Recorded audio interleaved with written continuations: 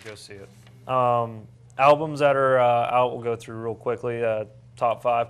Number 5, Beyonce, I Am Sasha Fierce. Yes. Good for her. Yes. Number 4, she's dropping like a stone. Taylor Swift with Fearless.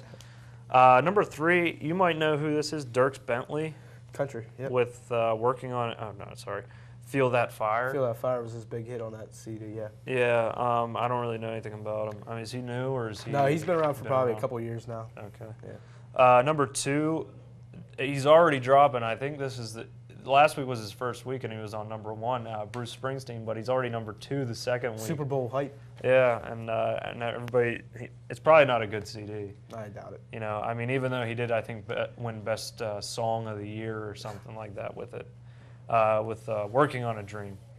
And number 1 this week is The Fray. I mean, a lot of people like The Fray, which I'm always surprised. Yeah. Like, they had a They're couple. not bad. They're tolerable. They're not.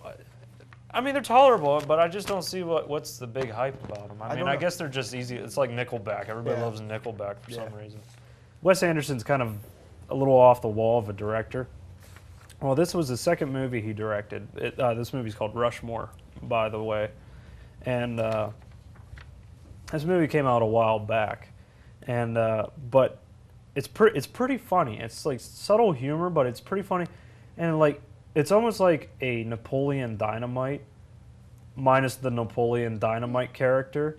So, but it's just these really oddball characters kind of tossed in the mix. It's always like maybe 2 or 3 oddball characters, but then everybody else around them's like normal. So, Rushmore is this academy that this kid goes to, and I really enjoyed the main character, but I didn't enjoy who played him. I don't really like the kid. His name's Jason Schwartzman. He's been in a few other things, but you know, he's not in too many things now. A while back in the early 2000s, that's when he was like shining, you know, and he was in a bunch of movies. But what I enjoyed about the main character was that he was terrible in school. You know, not saying I was terrible in school, but he was just awful in school, didn't care about grades, you know, didn't care about class, thought it was a waste of time.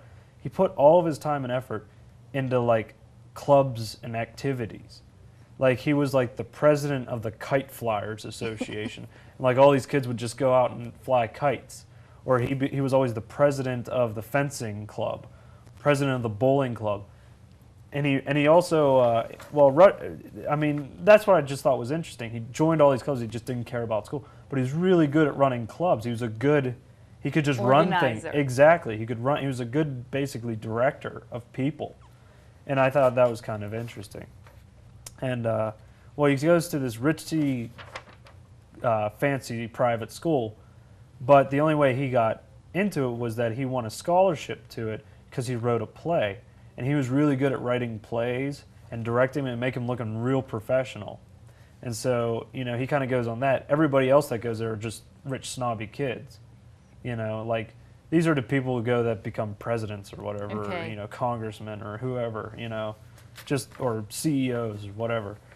But Jason Schwartzman's in it, but Bill Murray's also in it, who really, you know, puts it all together. And he's also in a bunch of other Wes Anderson films, like The Life Aquatic with Steve Zissou, which came out just not too long ago.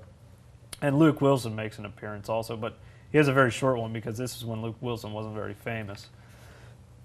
But Wes Anderson also did The Royal Tenenbaums, which came out a little while ago, and the Darjeeling Limited.